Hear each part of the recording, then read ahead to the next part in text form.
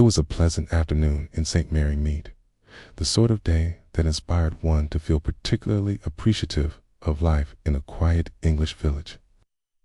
The sun shone in gentle waves across the well-manicured lawns of Ashworth's house, where Mrs. Emily Lockridge was hosting her annual garden party, a staple of the social calendar.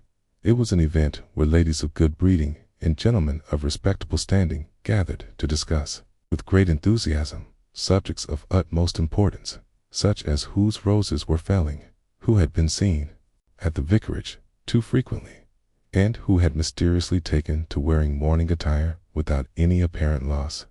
Miss Jane Marple, in her usual delicate lace gloves and wide-brimmed straw hat, sat at the edge of the festivities, sipping her tea with quiet attentiveness. She had been engaged in friendly conversation with Miss Charlotte Weatherby, an elderly lady who never shied away from the phrase, "Well, I wouldn't want to gossip, but—" "Oh, Miss Marple," Miss Weatherby whispered, leaning in slightly, "have you heard about the curious affair at Lockridge Manor?" Miss Marple set her cup down with mild interest.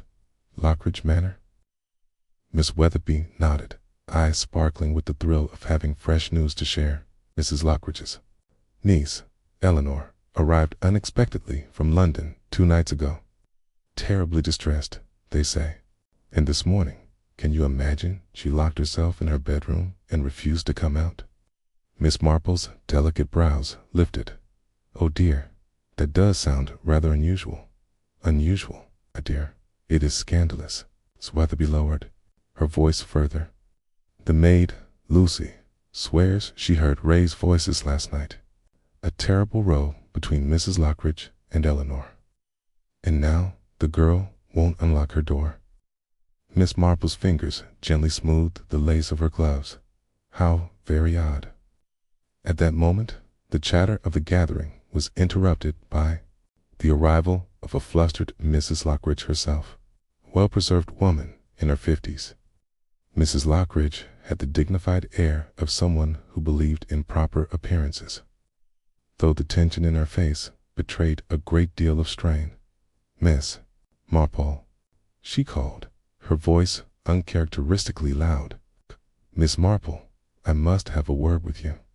Miss Weatherby's lips pursed with excitement, but Miss Marple simply folded her hands in her lap, her manner composed. "Of course, dear Mrs. Lockridge. What is the matter?" Mrs. Lockridge cast a wary glance around before lowering her voice. "It's Eleanor. We cannot get into her room. The door is locked from the inside, and she won't respond to us. We've tried everything. The housekeeper swears the key is missing, and then I fear something is terribly wrong." Miss Marple observed her carefully.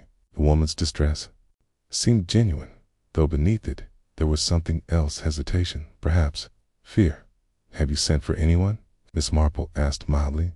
"I sent one of the footmen to fetch Dr. Hayward. He should be arriving any moment. But I do not know what to do." The garden party had fallen silent now, ears attuned to the unfolding drama. Oh, a locked door, a missing key, and a young woman in distress. Such things were not common occurrences in St. Mary Mead. Miss Marple rose from her chair, dusting the crumbs from her skirt. "Perhaps I might be of assistance." Mrs. Lockridge's shoulders visibly relaxed. "Oh, Miss Marple, you always seem to know what to do." Miss Weatherby, now practically quivering with intrigue, piped up, "I shall come along." To Mrs. Lockridge, ever conscious of propriety, pursed her lips.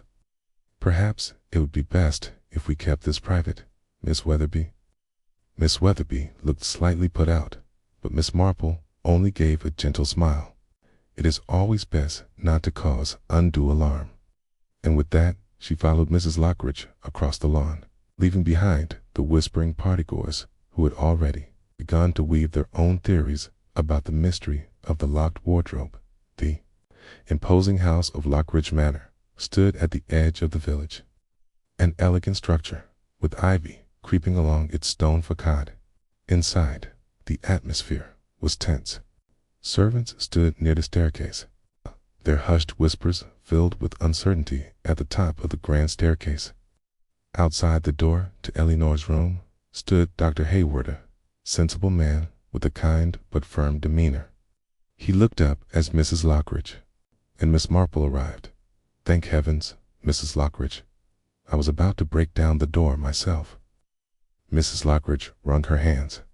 "But we haven't even tried to see if she will answer. I have knocked repeatedly." Dr. Hayward interrupted, his voice calm but serious. "There's been no response." Miss Marple stepped forward, peering at the ornate wooden door.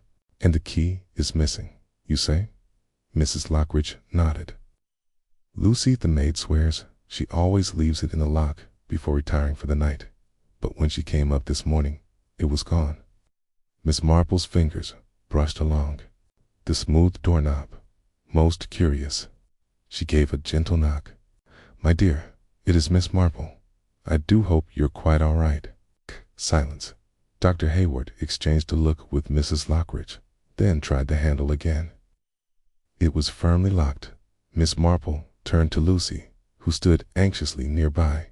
"Tell me, dear, when you last saw Miss Eleanor, was she in good spirits?" Lucy hesitated. I don't rightly know, miss. She seemed troubled, nervous even." Mrs. Lockridge exhaled. "That is precisely why I am so concerned." Dr. Hayward placed a hand on the door. "We must get inside. Fear something may have happened to her." Mrs. Lockridge pressed a handkerchief to her lips. "Oh, dear Lord." Miss Marple, however, remained calm. She turned her gaze to the floor, scanning the space just beneath the door. A flicker of light glinted off something, an odd shadow. She tilted her head. "How strange." Dr. Hayward turned. "What is it?" Miss Marple pointed. "The wardrobe." Lestrade blinked. "The what?" Miss Marple gave him a patient look. "The wardrobe, doctor. Look at its reflection in the mirror across the room. Does it not seem out of place?" Dr. Hayward followed her gaze, his brow furrowed. "You know, I do believe it has been moved." Mrs. Lockridge frowned. "But why?" Miss Marple leaned down slightly, peering under the door again. "Unless I am very much mistaken, I believe that wardrobe is pressed against the door." A horrified gasp escaped Mrs. Lockridge. "You mean?" Miss Marple straightened, her expression turning grave. "I mean, dear lady, that Miss Eleanor did not simply lock herself in her room." She paused, letting the moment settle. "Someone locked her in." A cold silence filled the corridor. Dr. Hayward took a step back.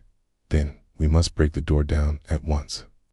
Miss Marple simply nodded, her face unreadable, for she suspected that whatever lay beyond that door was far worse than they had imagined. The breaking open of Eleanor Lockridge's bedroom door sent a ripple through the quiet village of St. Mary Mead, like a stone cast into still water. It was not every day that such a dramatic event occurred within the grand halls of Lockridge Manor, and certainly not the kind that sent servants whispering in the corridors or caused Dr. Hayward's expression to darken as he stepped into the room. Behind him, Miss Marple observed keenly as the door swung inward, revealing a scene of eerie stillness. The large oak wardrobe had indeed been pressed against the door from inside, confirming Miss Marple's suspicion. It took the combined strength of Dr. Hayward and a footman to shove it aside. The heavy piece of furniture scraped across the wooden floor, revealing its own trailing unnatural placement that had not been meant to go unnoticed. And then there was Eleanor Lockridge herself. The young woman lay on the four-poster bed, fully dressed, her dark curls splayed across the pillow. A teacup and saucer sat untouched on the nightstand beside her, a faint perfume of lavender and citrus still clinging to the air. She did not stir. Dr. Hayward approached quickly, kneeling at the bedside. "She's alive," he said at last, exhaling in relief, but heavily sedated. Mrs. Lockridge pressed a trembling hand to her chest. "Sedated? How?" Dr. Hayward turned toward the untouched cup. "Something in the tea, I'd wager." Miss Marple stepped forward, peering down at Eleanor with a soft, unreadable expression. How fortunate, then, that the intention was not to do her lasting harm. Mrs. Lockridge blinked at her. Fortunate. But who would do such a thing? Dr. Hayward pursed his lips. That is precisely what we must find out. Miss Marple's eyes lingered on the teacup, then moved toward the wardrobe once more. The placement had been deliberate, but not perfect. There were no scratch marks near the base of the door, which suggested. Her gaze flickered to the window, slightly ajar, and just beyond it the slanted stone ledge of the manor's second-floor balcony. Ah, very interesting. Dr. Hayward, Miss Marple said softly. Would you say Miss Eleanor has been unconscious since last night? He frowned. Difficult to say, but judging by her breathing and color, I'd estimate she's been under for quite some time. He glanced at Mrs. Lockridge. When was the last time she was seen? Mrs. Lockridge hesitated. At dinner. She seemed agitated, but then she retired early. Miss Marple hummed in thought. And no one checked on her before this morning? Housekeeper, Mrs. Hollis, spoke up from the doorway. Begging your pardon, ma'am, but Lucy did.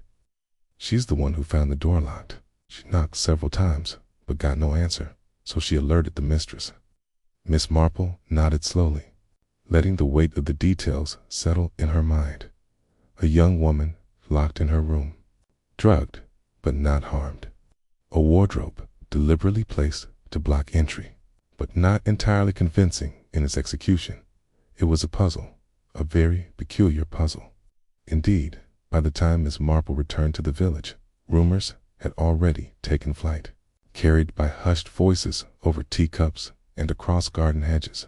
At Mrs. Weatherby's tea room, where the scent of freshly baked scones lingered in the air, the local ladies had already begun forming their own theories. I heard Eleanor was found dead in her room, said Mrs. Partridge dramatically, lowering her voice despite no one else being within earshot. Miss Charlotte Weatherby shook her head. Oh no, dear, she's not dead, though I heard she was quite near it. Mrs. Finch, a woman of unshakable certainty, sniffed. Mark my words, it was an elopement gone wrong. Elopement. Miss Weatherby leaned in, fascinated. Mrs. Finch nodded sagely. A young woman arriving suddenly from London. A secret quarrel with her aunt. Then, suddenly locked in a room overnight. She tapped her spoon against her saucer. It all points to an unsuitable romance, if you ask me. Miss Weatherby gasped. Do you suppose she meant to run away and was stopped? Mrs. Partridge pursed her lips. Or was she being kept there on purpose? This notion sent a collective shiver through the group, and for a moment no one spoke, until, at last, the soft clearing of a throat made them all turn. Miss Marple, who had been quietly stirring her tea, gave a small, polite smile.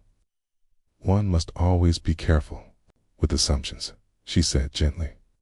Things are not always what they seem.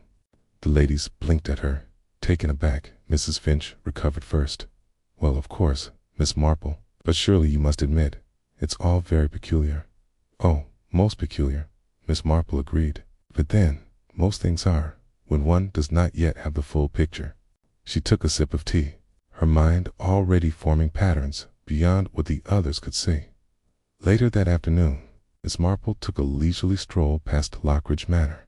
From the outside, it looked perfectly normal, its gardens neatly trimmed, its windows reflecting the dappled sunlight. But Miss Marple knew better. Somewhere within those walls, a secret was waiting to be uncovered. A person had gone to great lengths to ensure Eleanor Lockridge remained locked away. But they had failed to account for one simple thing.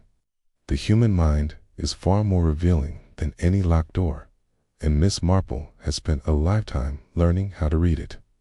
The village of St. Mary Mead hummed with quiet anticipation.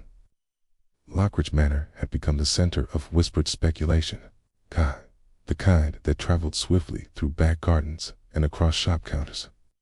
By the following morning, Miss Marple had already set about her quiet investigation, not by asking direct questions, of course, but by listening. People revealed the most when they believed they were simply having a friendly chat at the greengrocer's. Mrs. Bellamy, the vicar's wife, had much to say as she inspected a bundle of carrots. She remarked on the shocking nature of Eleanor Lockridge's sudden return to the village. How unexpected it was, and how she must have had a dreadful reason for leaving London so abruptly. She recalled Eleanor as a solemn child, always watching, always listening, a girl with more intelligence than was good for her. It had been a sad affair when she lost her parents, sent off to school, away from the home she had once known. Miss Marple nodded sympathetically, encouraging Mrs. Bellamy to continue. The woman hesitated, then leaned in slightly, lowering her voice as though reluctant to share gossip, but unable to help herself. Eleanor had never quite fit in with her aunt's household. Mrs. Lockridge, though always outwardly gracious, had not taken to the role of guardian easily. There had always been a strain, an unspoken distance between them. Miss Marple considered this carefully. People did not always take kindly to obligations they had not chosen, and Mrs. Lockridge was a woman of pride. But there was something more at play here. Eleanor's unexpected return, the quarrel, the locked room, and the presence of fear, none of it aligned with a simple family dispute. Miss Marple meant to find out why. By the afternoon, she made her way back to Lockridge Manor. The housekeeper, Mrs. Hollis, received her with visible unease, her hands twisting together as she spoke in hushed tones. The mistress was distraught, and Miss Eleanor, though awake, was still not quite herself.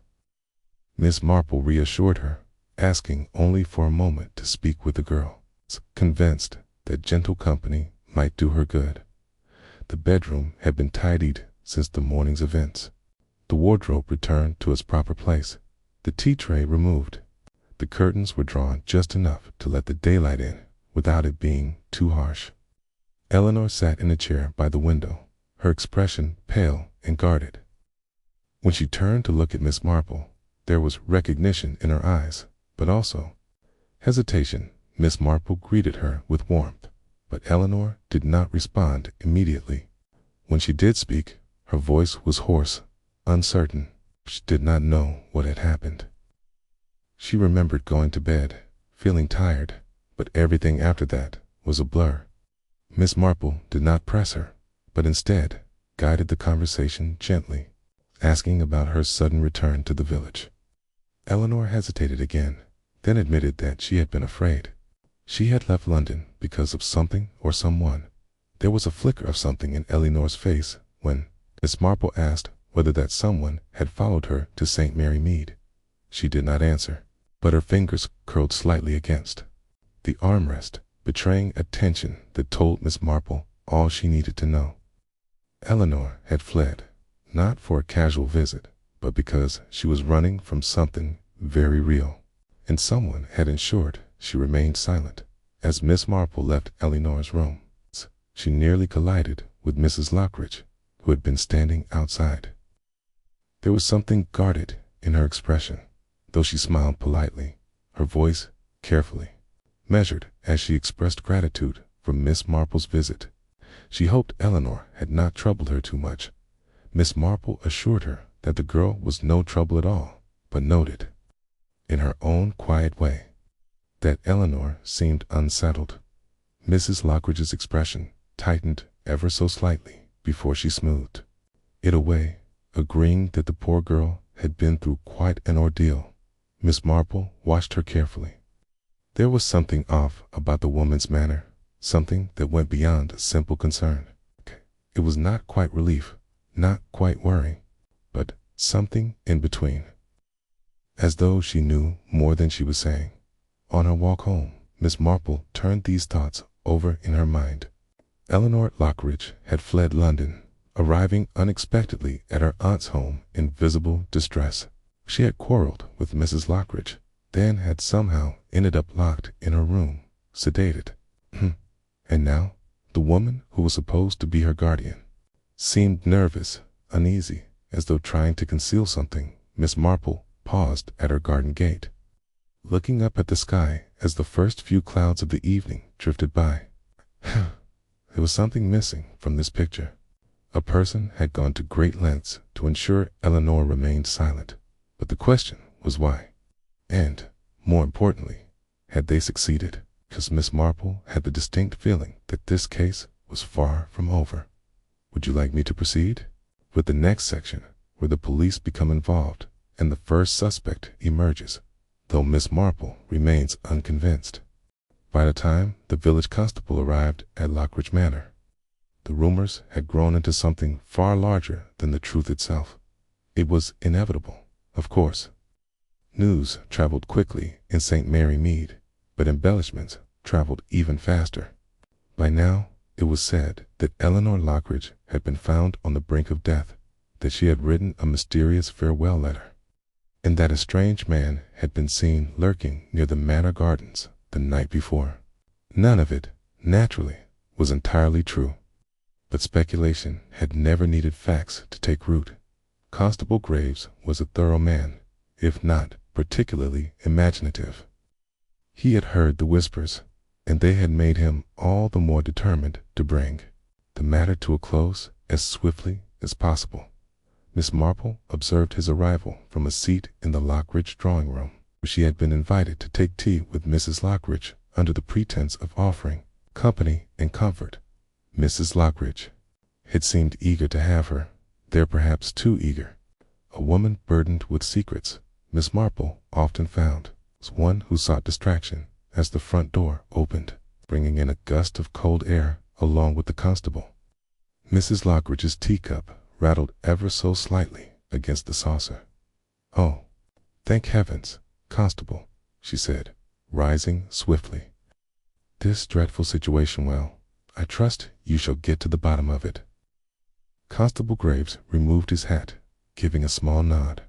"We'll do our best, ma'am. Understand Miss Eleanor is still resting?" Mrs. Lockridge smoothed her skirts. "Yes, Dr. Hayward advised against disturbing her for the time being."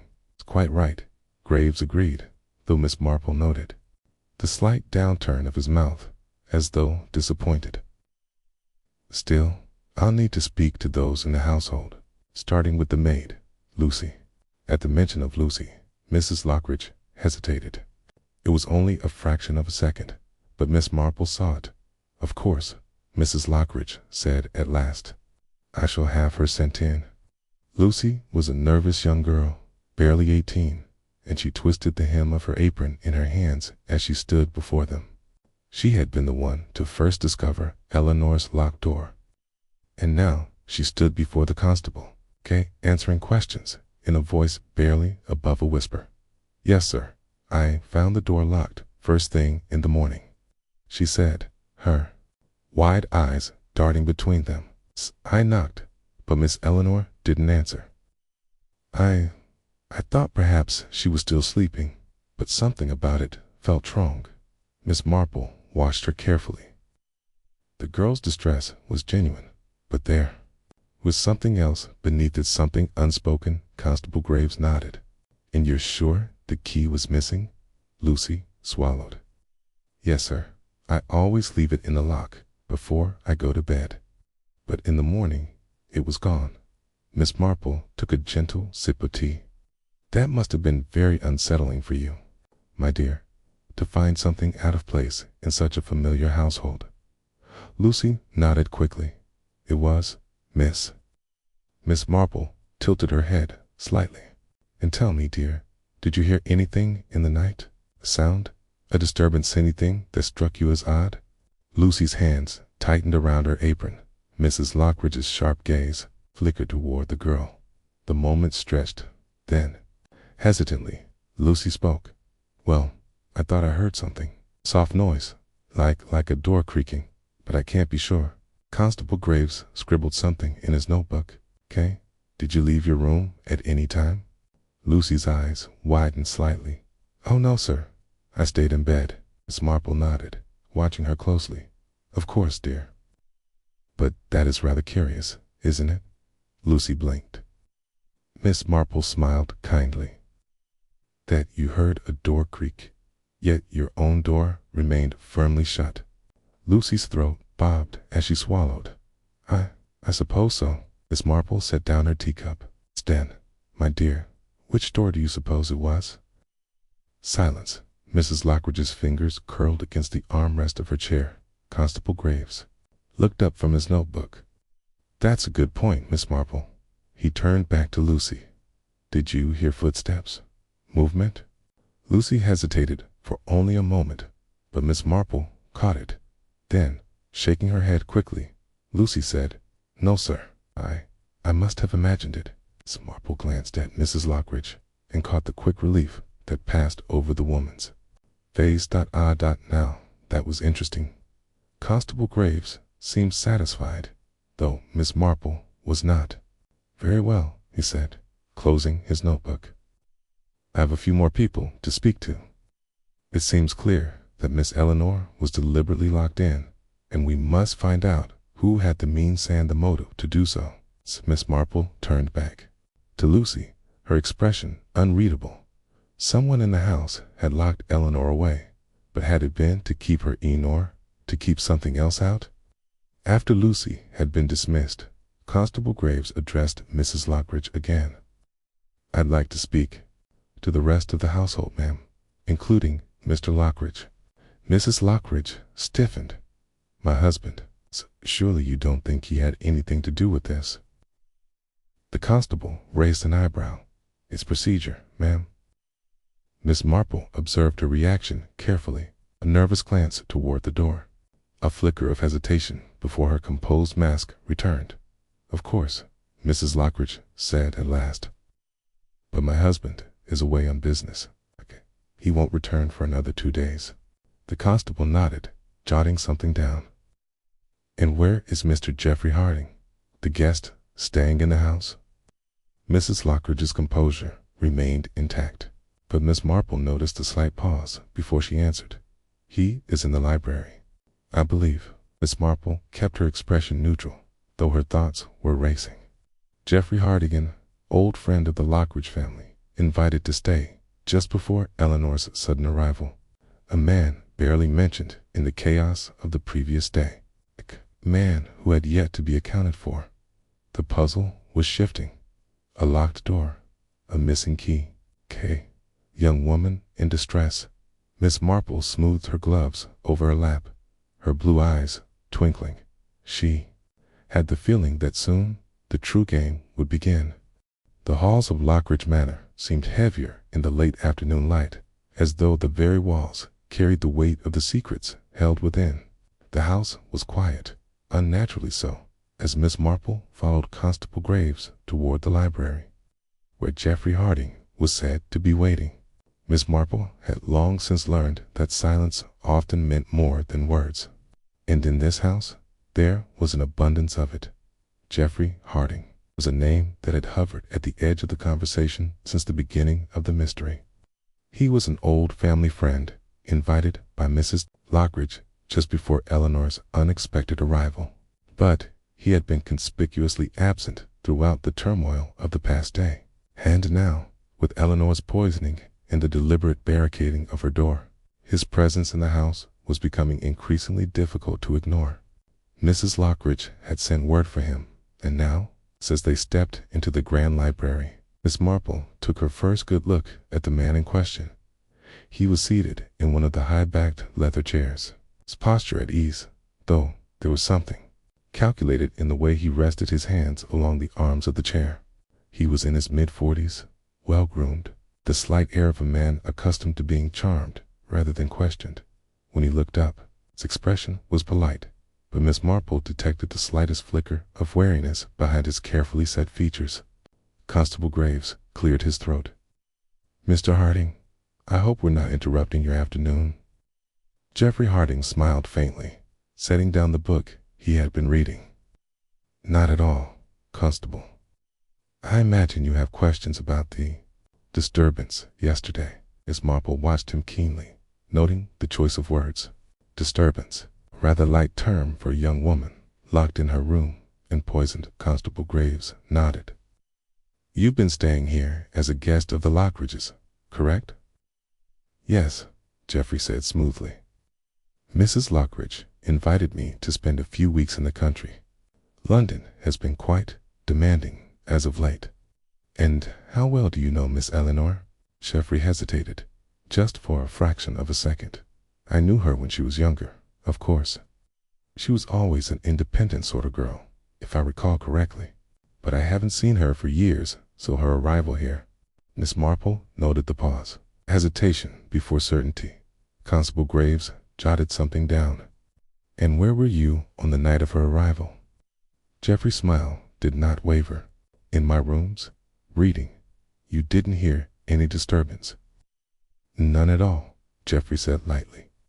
But then, I sleep quite soundly. Miss Marple spoke for the first time, her voice gentle. How very fortunate, Mr. Harding. It must be a great relief to have a peaceful night's sleep, even in a house where such distressing events have taken place. For a brief second, something flickered in his gaze. A recognition, perhaps, that Miss Marple saw more than she let on. He smiled. I do my best to keep my mind at ease, Miss Marple. Never solved anything. She tilted her head. Oh, I don't know, dear. I've always found that a little worry can be quite revealing. Constable Graves shifted slightly, clearing his throat. Did you see Miss Eleanor at all that evening? Geoffrey's response was smooth. No, I can't say that I did. But Miss Marple did not miss the way he glanced, just for a moment, toward the nearest window. After Geoffrey had been dismissed, Miss Marple took her usual, slow, deliberate stroll around the manor. She had always found that houses, much like people, had ways of speaking, if one simply knew how to listen.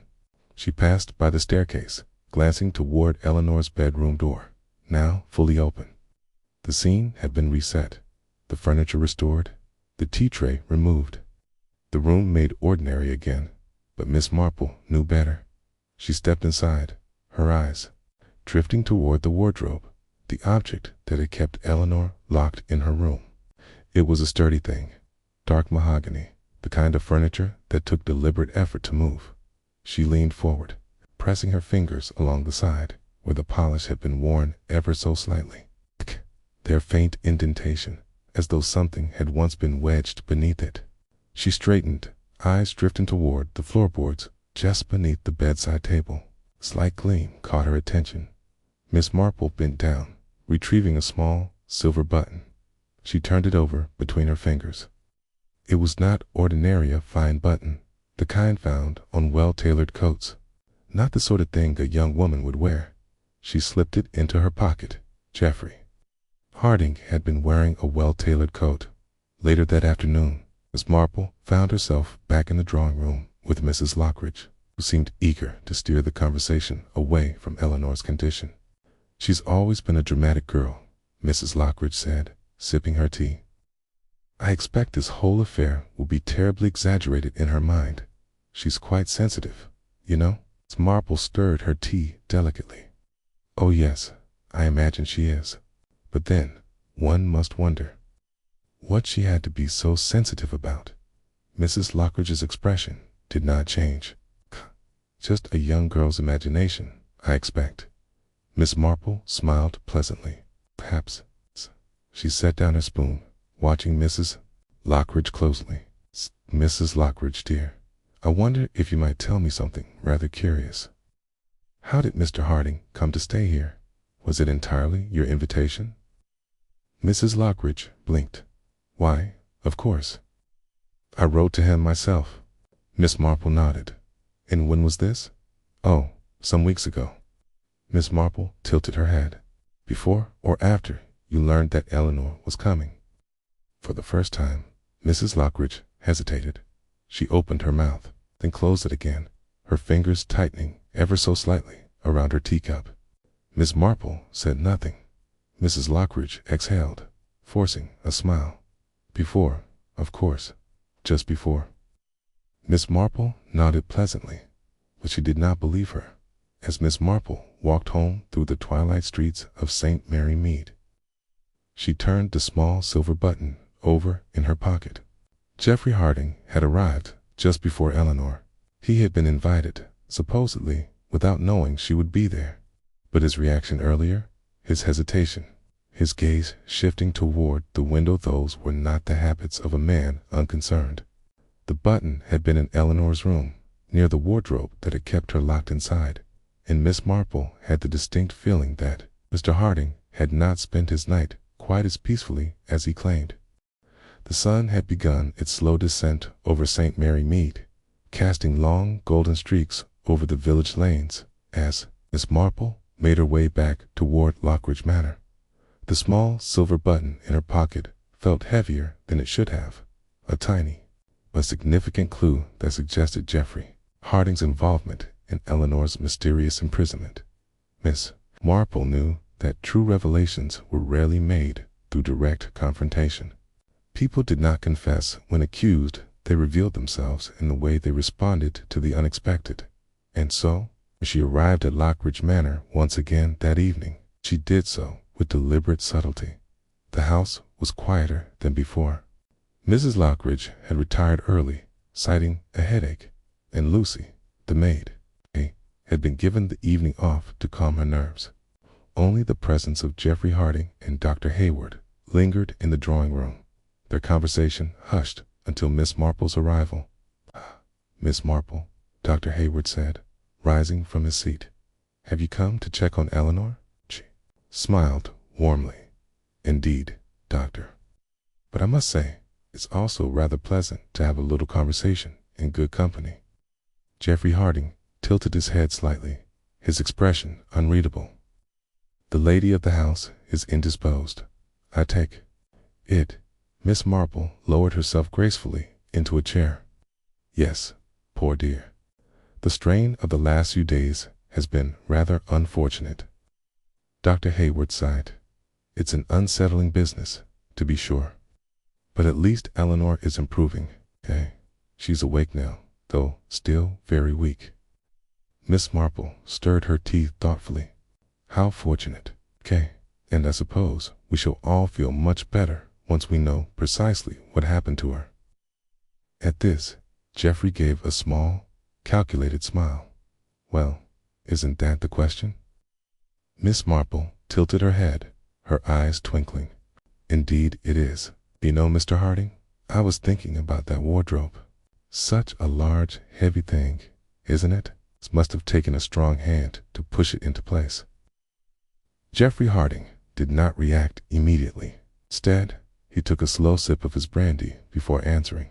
"You don't think poor Eleanor did it herself?" Miss Marple gave a gentle laugh, as if the thought amused her. "Oh, hardly. She was already unconscious, wasn't she? That's what makes it so fascinating." She set down her cup. "You see, I happened to find this in her room." She withdrew the small silver button and placed it on the table between them. Dr. Hayward peered at it curiously. But it was Geoffrey who stilled. It was only a moment, but Miss Marple saw it. The faintest flicker of recognition, quickly masked by his usual charming indifference. My, he said, taking another sip of brandy. "A button, is it?" Miss Marple nodded pleasantly. "Yes, a rather fine one, wouldn't you say? It's the sort that belongs to a well-tailored coat, quite unlike the style Miss Eleanor would wear." Dr. Hayward furrowed his brow. "Then, whose could it be?" Miss Marple turned her gaze to Geoffrey. "Well, Mr. Harding, do you not recognize it?" Geoffrey set down his drink and leaned back. "Should I?" Miss Marple's voice was mild. "I thought perhaps you might, given that I notice your coat is missing a button." Charged silence filled the room. Dr. Hayward straightened in his chair, glancing between them. "Is this true, Harding?" Geoffrey smiled, but it was not. His usual easy charm was tighter now, controlled. "Perhaps. Taya, I hadn't noticed." Miss Marple folded her hands neatly in her lap. "How very curious, then, that a button so like yours should be found in Eleanor's room, near the very wardrobe that had been pushed against the door." Geoffrey met her gaze. "I suppose you mean to suggest that I locked her in." Miss Marple's voice was soft. Did you? A pause. Then Geoffrey gave a low chuckle, shaking his head. Miss Marple, you certainly have a way of leading people down a path, don't you? Dr. Hayward's frown deepened. You were in her room that night. Geoffrey sighed, as if the whole thing were an inconvenience rather than a damning revelation. Fine. Yes, I went to see Eleanor that evening. Miss Marple's expression did not change. Why? Geoffrey's mouth tightened slightly. She seemed troubled. She'd been arguing with Mrs. Lockridge, and I wanted to see if she was all right. Miss Marple watched him keenly, and Geoffrey hesitated. She was upset. She wouldn't say why, but she kept insisting that she needed to leave the house. She was frightened. Dr. Hayward's voice dropped. Frightened of what? Geoffrey shook his head. She wouldn't say, but she was desperate. I told her she needed to rest, to think clearly before making any decisions. She didn't listen. She tried to leave, so I stopped her. Miss Marple's gaze sharpened. Stopped her. Geoffrey exhaled. I didn't lock her in, if that's what you're implying. I only meant to calm her down. Miss Marple's voice was gentle but firm. Cool. And yet she was found locked in her room, unconscious. The wardrobe was moved. Your button was there. Geoffrey's jaw clenched. I didn't drug her. Dr. Hayward studied him, but you were the last person to see her conscious. Geoffrey did not answer. Miss Marple leaned back slightly, watching him. It is all rather troubling, isn't it? A man visiting a frightened young woman late at night? Quarrel? A missing button? She let the words hang in the air. Geoffrey's fingers tightened around his glass. Miss Marple's voice was soft, thoughtful. But you see, Mr. Harding, the real question isn't simply why you were there. It's who else was. Dr. Hayward frowned. What do you mean? Miss Marple glanced toward the library window, where the manor's second-floor balcony was faintly visible. Oh, I think we've been looking in the wrong place for our intruder. Dr. Hayward followed her gaze, then turned back to her. Believe someone else entered Eleanor's room that night. Miss Marple nodded. Yes, I believe someone else was watching. And I believe they saw far more than they were meant to. Geoffrey's lips pressed into a thin line. Miss Marple smiled pleasantly. And I do think we shall soon find out who. Dr. Hayward's hesitation was brief but telling. Miss Marple had long since learned that people often revealed the truth in what they didn't say just as much as in what they did. She studied the doctor with mild interest as he composed himself, and continued, Well, Miss Marple, a sedative of that nature is not entirely difficult to acquire. A trained physician, such as myself, might prescribe it for patients suffering from insomnia or nervous conditions. Miss Marple nodded. Quite so, doctor.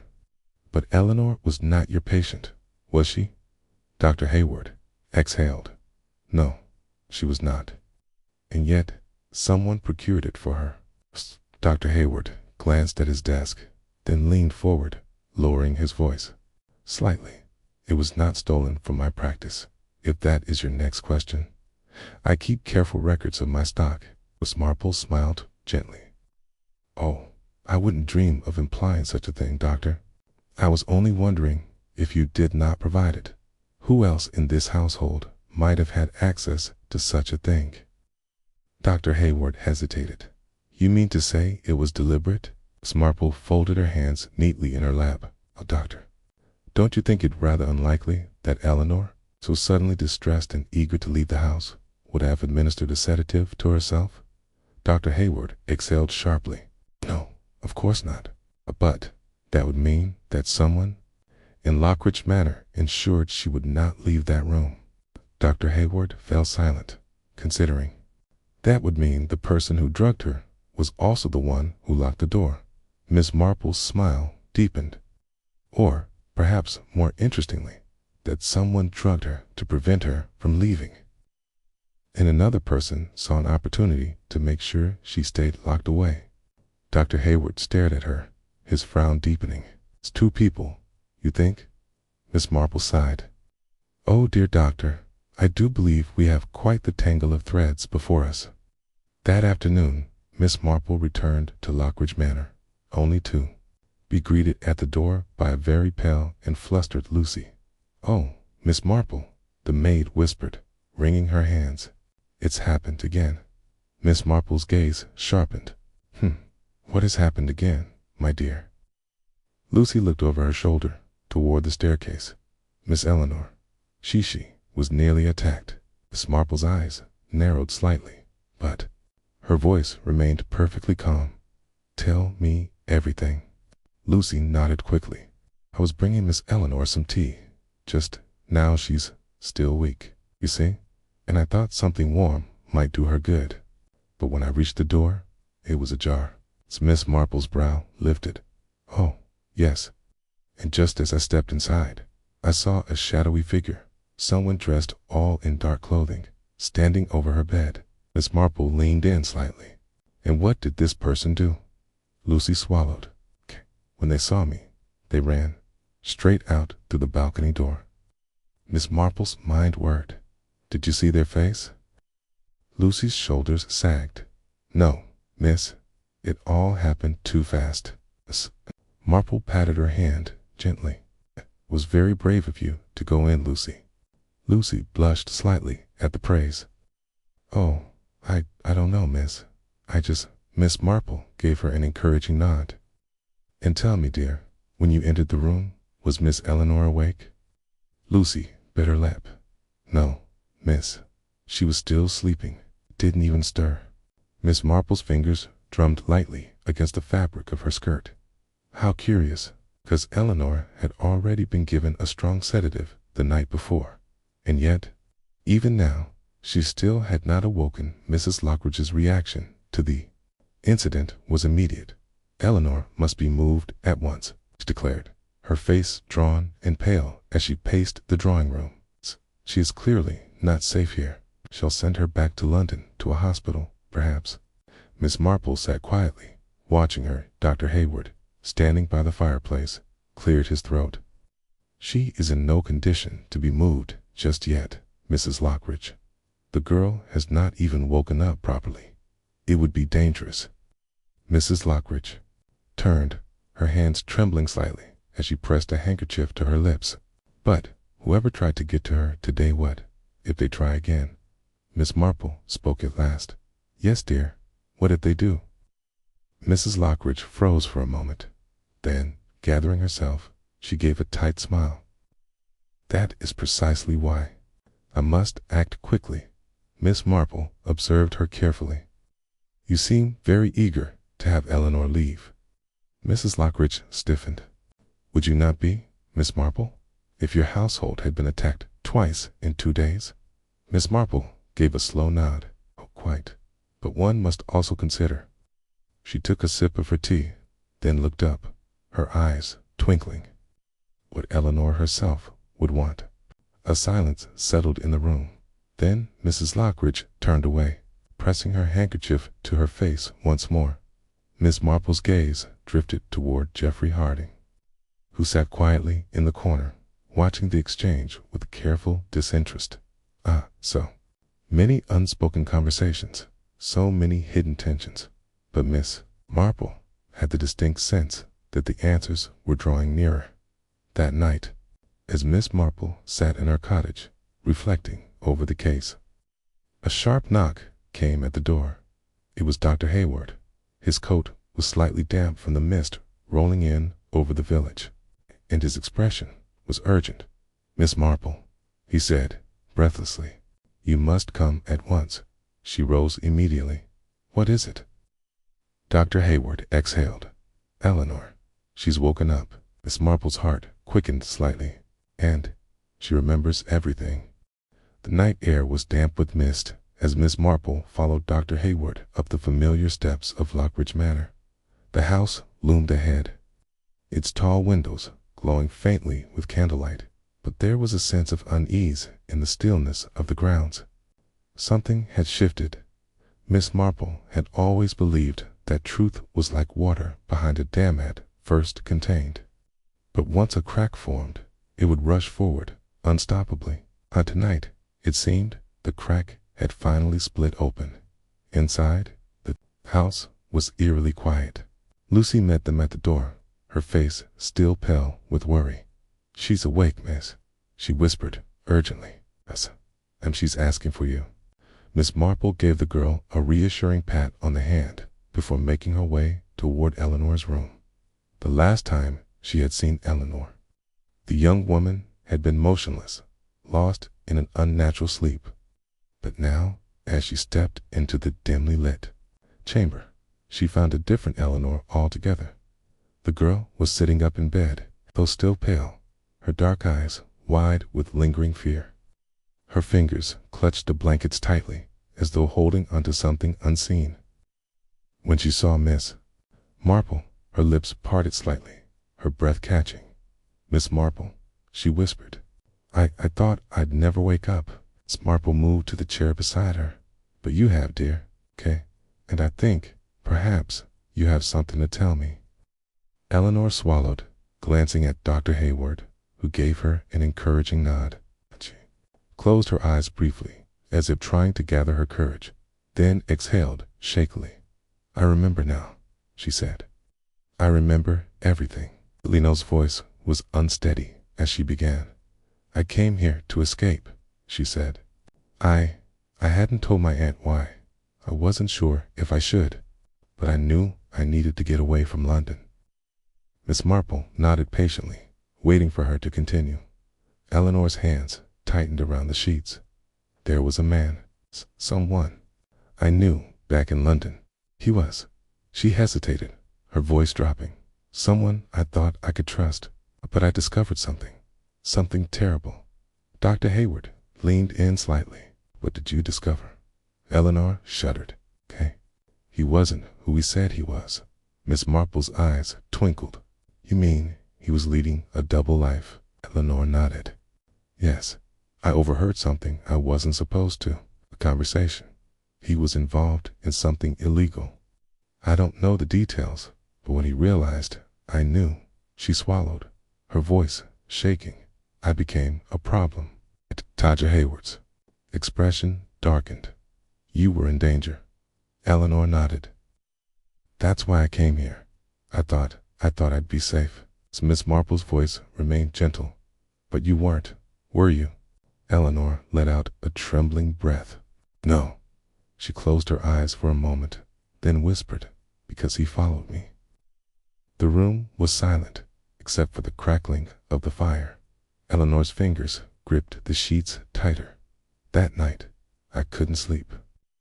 I felt uneasy, as though someone was watching me. I kept hearing strange sounds, like a door creaking, footsteps on the landing. Miss Marple's eyes flickered. And then, Eleanor swallowed. I got up. I thought maybe it was just my nerves. But then I saw the balcony door was slightly open, and when I turned, she hesitated, her face pale. I saw him. Dr. Hayward stiffened. "Inside your room?" Eleanor nodded. "Yes, standing in the shadows, was wearing dark clothing. I could barely see his face, but I knew it was him." Miss Marple's voice remained calm. What did he do?" Eleanor trembled. "Told me I had to come with him. That it wasn't safe for me here, he said. He said if I left quietly, I wouldn't get hurt." Dr. Hayward clenched his jaw. "He threatened you?" Eleanor nodded. "I tried to scream, but he grabbed me, covered my mouth, and then, I don't know. My head felt heavy. I couldn't think. I felt drowsy." Miss Marple exhaled softly. "He drugged you?" Eleanor's breath hitched. "Yes, he must have. Because the next thing I remember, I was lying in bed, and he was moving the wardrobe." Marple exchanged a glance with Dr. Hayward. "To keep others from reaching you." Eleanor nodded, her voice barely above a whisper. "I tried to fight it, but I couldn't move. Everything went black after that." Miss Marple sat back slightly. "And you're quite certain of who it was?" Eleanor hesitated for a moment, then nodded firmly. "Yes, I didn't see his face properly, but I'm sure of it. Miss Marple leaned in slightly. Then, my dear, tell us his name.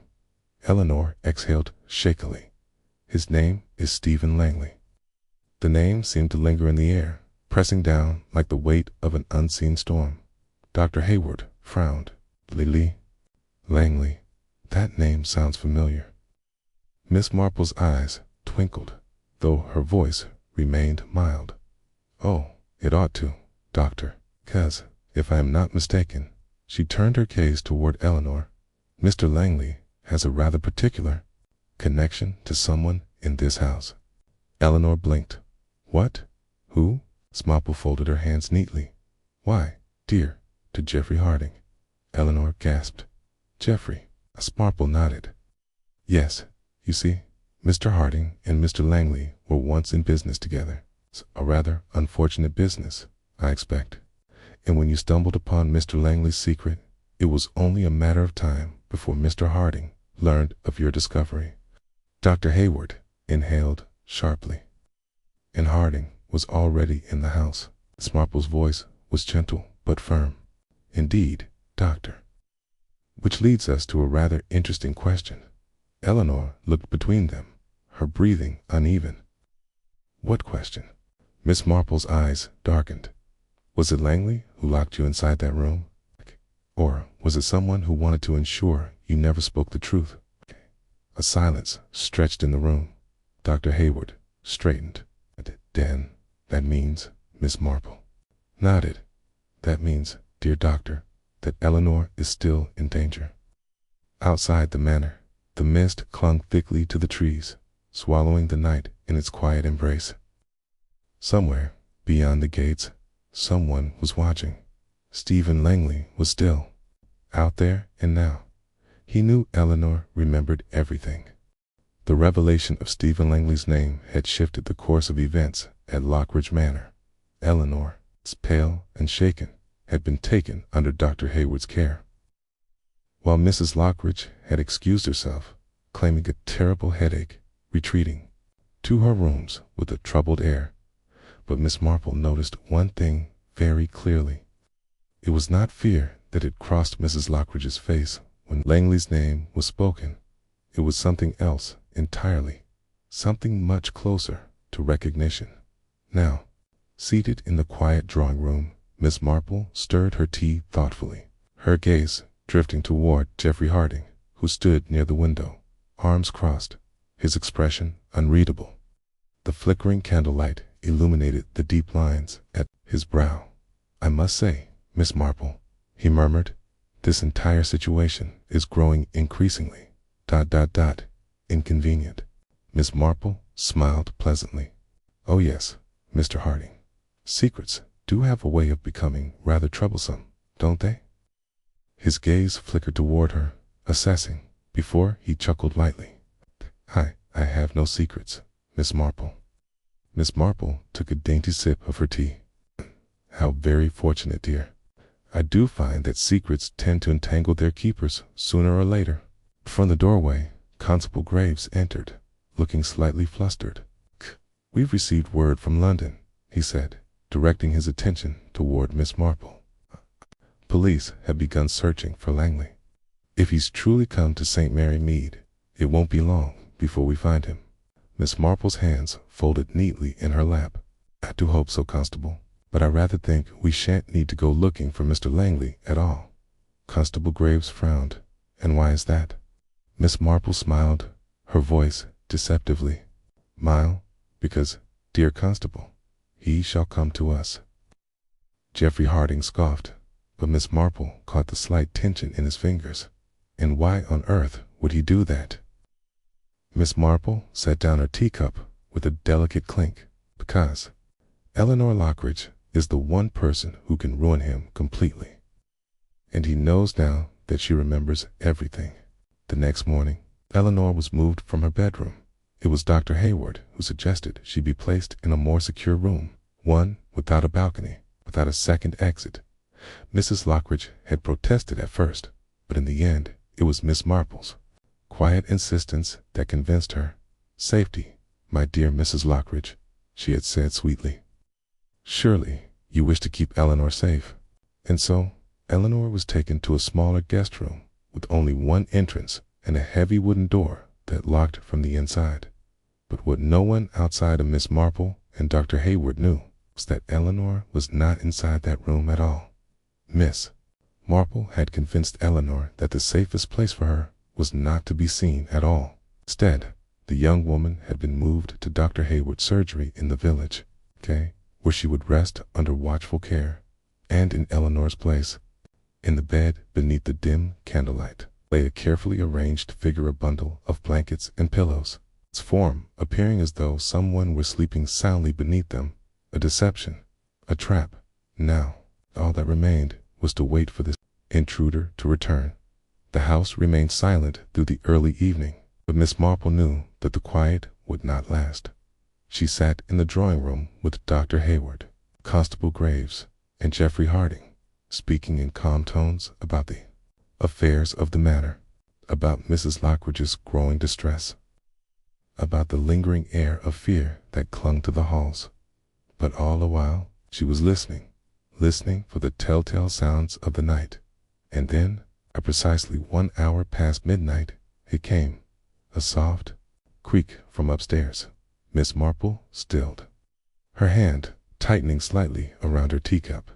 She met Dr. Hayward's gaze, and he gave a nearly imperceptible nod. From the darkened corridor beyond the drawing room, Constable Graves shifted slightly, his hand resting on the revolver at his hip. They did not move yet. The sound came again, the unmistakable groan of an opening door. Someone had entered the guest room, someone who believed Eleanor lay helpless inside. A quiet footstep, then another dot. Miss Marple let out a soft breath, and then a loud crash. "Stop right there," Constable Graves' voice rang out, followed by the heavy clatter of footsteps. Miss Marple rose swiftly but unhurriedly, following the others into the corridor. As they rushed up the stairs, they found the door to the guest room flung wide open, and in the middle of the room, struggling against Constable Graves and Dr. Hayward, was a man in dark clothing, his face twisted in fury. Stephen Langley. His eyes darted wildly around the room, searching. "Where is she?" he snarled. Miss Marple stepped forward, her hands still calmly clasped in front of her. "Oh, Mr. Langley, dear, did you truly think we would leave Eleanor unprotected?" Langley's face contorted with rage. "You?" But he had no chance to finish. Constable Graves wrestled him into submission, forcing him against the floor as a cold snap of handcuffs followed. "It's over," the constable muttered. "You're done." Langley struggled for a moment longer, then stilled his chest, rising and falling heavily. Miss Marple looked down at him with kind but unwavering eyes. "You may have followed Eleanor here, dear, but you didn't fool me for a moment." Langley's gaze flickered, but he said nothing. The room fell into a thick silence. Then, from the doorway, another voice spoke. "No, Miss Marple," Geoffrey Harding said quietly, stepping forward. "Langley didn't fool you. But tell me, Miss." Marple turned her gaze toward him. "Did I?" The room grew colder, the weight of Harding's words settling over them like a sudden storm. Constable Graves and Dr. Hayward froze, their grips still firm on Langley. But now their attention had shifted. Harding's expression had changed. No longer the indifferent guest, as a casual observer. Now, in his eyes, there was something else, something dangerous. Miss Marple exhaled softly. "Oh, Mr. Harding," she murmured. "I was wondering when you would stop pretending." A hush settled over the grand guest room of Lockridge Manor, broken only by the heavy breathing of Stephen Langley, now restrained on the floor. But no one was looking at him anymore. All eyes were on Geoffrey Harding. He stood just inside the doorway, his hands clasped behind his back in an air of polite indifference, as though he had merely wandered into the scene rather than become its centerpiece. Miss Marple, ever calm, studied him with a soft but knowing gaze. She murmured, her voice almost affectionate. "How very long you must have been waiting for this moment, Mr. Harding." Harding's lips curved slightly, but there was no warmth in the gesture. "I don't know what you mean, Miss Marple." "But of course you do," she replied, mildly. "You see, dear, you made one very crucial mistake. You believed yourself to be the only person playing the game." Constable Graves tensed. "What you saying?" "Oh yes," Miss Marple continued. "It was never just Langley." Langley, still struggling against the constable's grip, let out a breathless laugh. "Took you long enough," he muttered, shaking his head. Dr. Hayward turned to Harding, eyes narrowed. "You were working with him?" Harding exhaled sharply, as though annoyed at the idea. "Don't be absurd. I had nothing to do with this man's incompetence." Langley sneered. "You're quick to abandon a business partner, aren't you?" "Harding," Miss Marple tutted gently, as though chastising a wayward schoolboy. "Oh, Mr. Harding, I do believe Mr. Langley has just given himself away, but unfortunately for you, he has given you away as well." Harding's expression darkened slightly, but he remained unmoved. "You're making quite a lot of accusations, Miss Marple." She nodded agreeably. "Oh, yes, I am. But you see, I rarely make accusations unless I am quite certain they will stick." Dr. Hayward, still watching Harding closely, spoke next. "I don't understand. If Langley was the one who tried to take Eleanor, how does Harding fit into this?" Miss Marple tilted her head. "Why, doctor, it's very simple.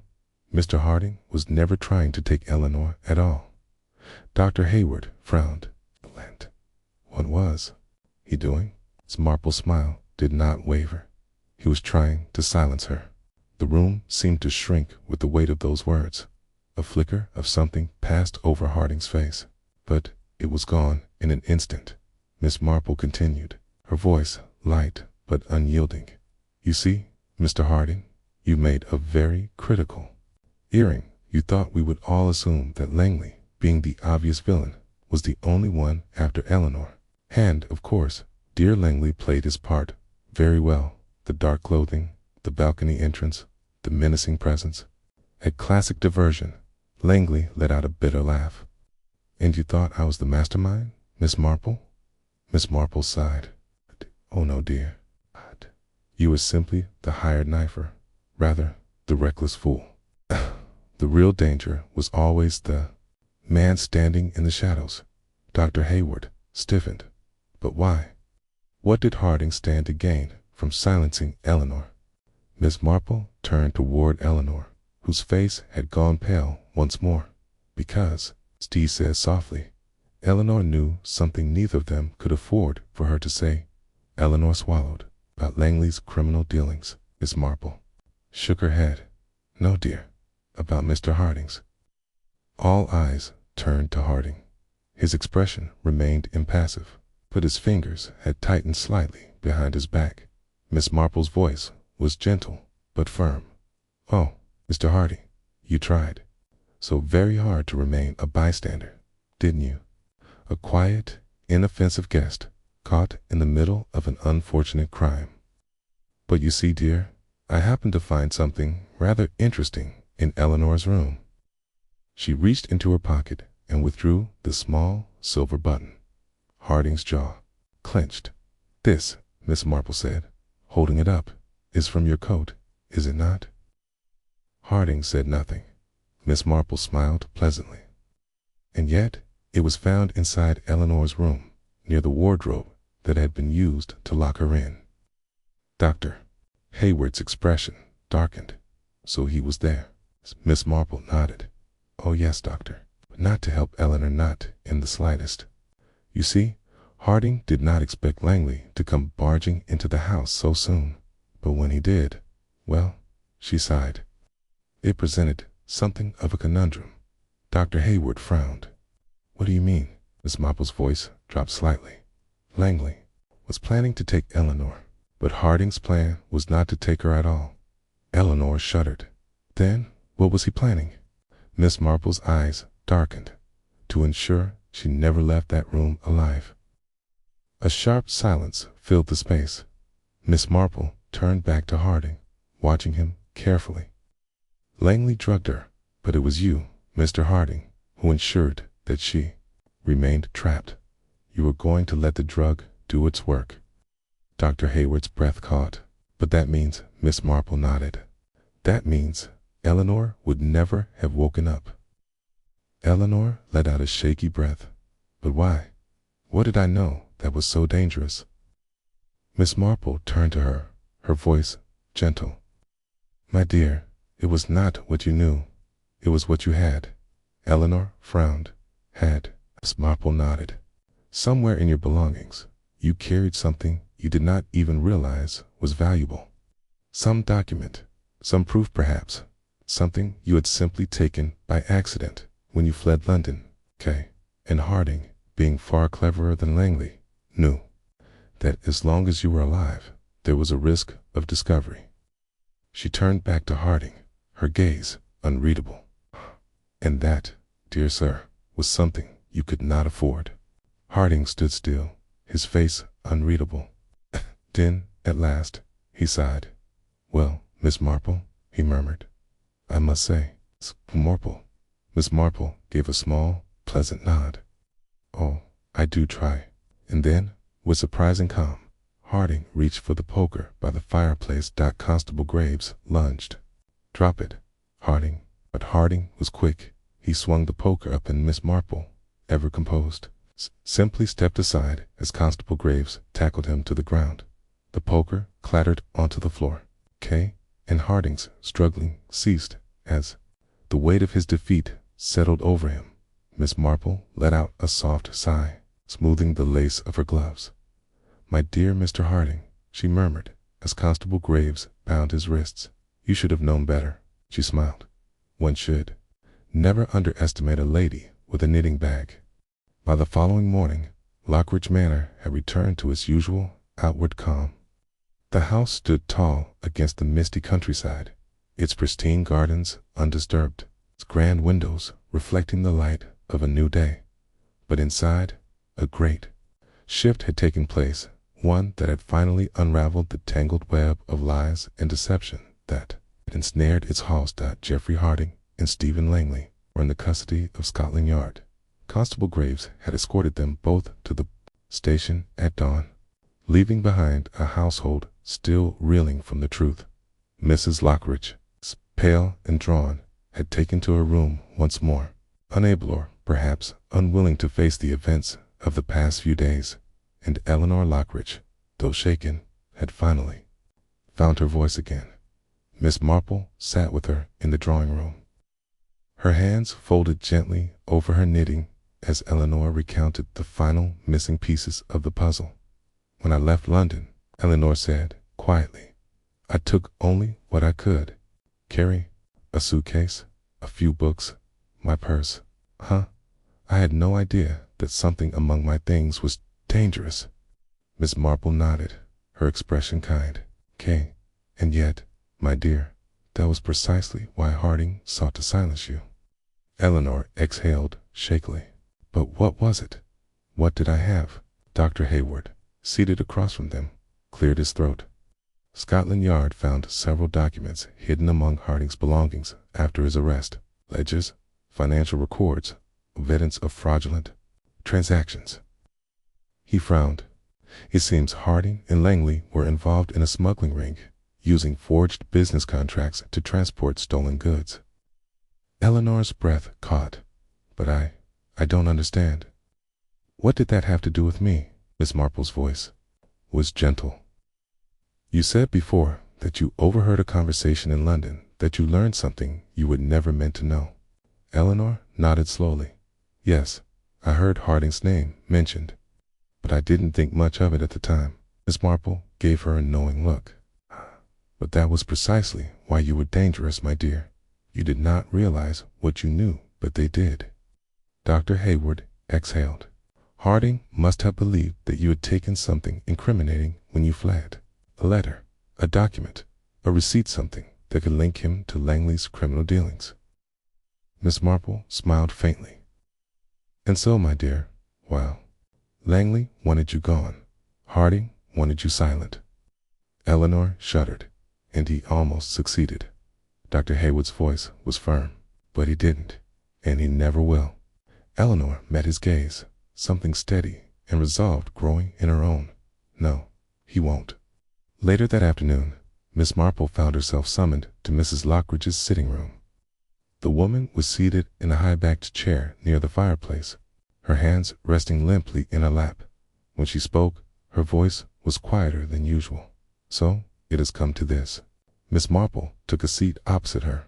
"Yes, dear, it has." Mrs. Lockridge exhaled, her gaze distant. "I suppose I ought to thank you, Miss Marple. You have exposed the truth, as was your intent." Miss Marple tilted her head. "Was that not what you wished?" Mrs. Lockridge was silent for a long moment. Then, finally, she spoke. "I have spent years building this household," she murmured, "maintaining its respectability, protecting my family name." She looked up at Miss Marple, her expression weary. "And yet, in the end, I was blind to the true danger within my own walls." Miss Marple studied her carefully. "A coup? You knew, didn't you? Or at the very least, you suspected?" Mrs. Lockridge's jaw tightened. "Harding was my husband's friend. He had been welcome in this house for years. I never imagined." She stopped herself, then exhaled. "Perhaps I did, but I chose not to see." Miss Marple's voice was gentle but unrelenting. "And in doing so, dear, you very nearly lost your niece." Mrs. Lockridge closed her eyes briefly. "I know." Miss Marple set aside her knitting, leaning forward slightly. "There is still time, Mrs. Lockridge. Time to do what is right. Eleanor needs her family now, more than ever." Mrs. Lockridge looked away, but there was a glimmer of something behind her guarded expression of sorrow. Perhaps, or even remorse. She did not speak again, but Miss Marple left the room, knowing that a change had begun that evening. Miss Marple prepared to leave Lockridge Manor.